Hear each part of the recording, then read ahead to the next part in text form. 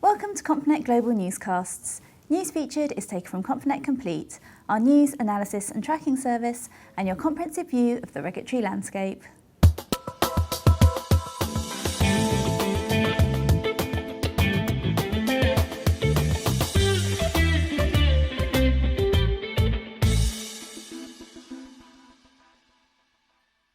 A working group composed of the heads of the major regulatory agencies has issued a report detailing potential new rules for money market funds.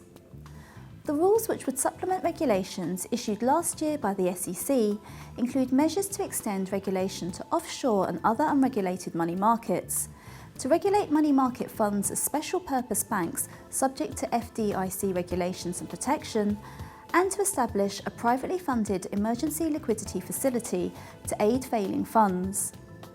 The policy options discussed in the report will be referred to the new Financial Stability Oversight Council for review.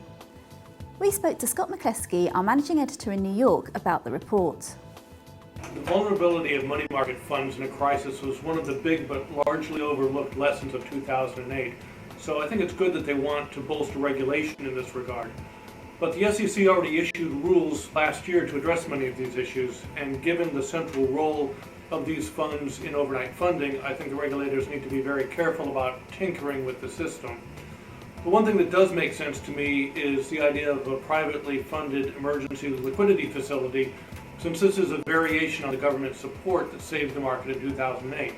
In other words, it's the one thing that we know works. A UK insurance broker has received a record jail sentence for making corrupt payments overseas. Julian Messant, a broker of London-based PWS, was sentenced to 21 months imprisonment at Southwark Crown Court after pleading guilty to making or authorising corrupt payments of almost $2 million to Costa Rican officials in state insurer INS and the National Electricity and Telecommunications provider ICE.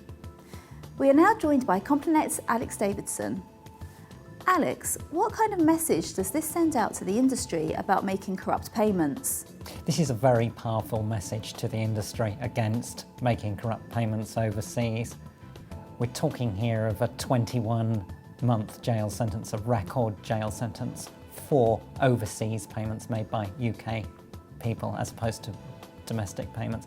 And we're also noticing here that the SFO, the Serious Fraud Office, is carrying on making plea bargains with people despite setbacks, as in the Dougal case earlier this year, which it's had in the past on plea bargains. So this is the SFO is sending out a very strong message here. What do firms now need to be doing to protect themselves, and how are compliance officers concerned?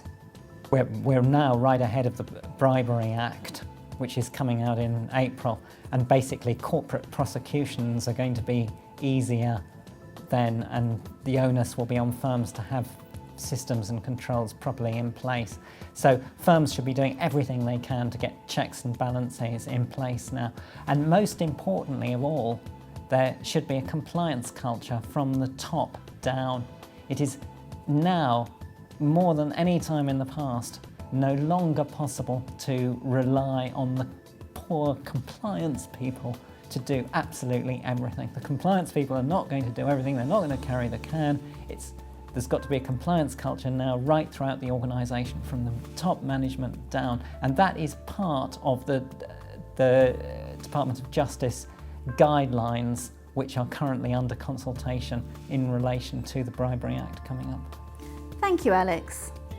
The US Treasury Department's Office of Foreign Assets Control has blacklisted 2 Afghan narcotics traffickers operating in Helmand and Kandahar provinces who provided financial and logistical support to the Taliban. OFAC designated them as specially designated global terrorists. Both Haji Aga Jan Alizé and Saleh Mohammed Katkar are dangerous individuals whose operations pose a grave threat to efforts to stabilise Afghanistan, said Stuart Levy, Undersecretary for Terrorism and Financial Intelligence.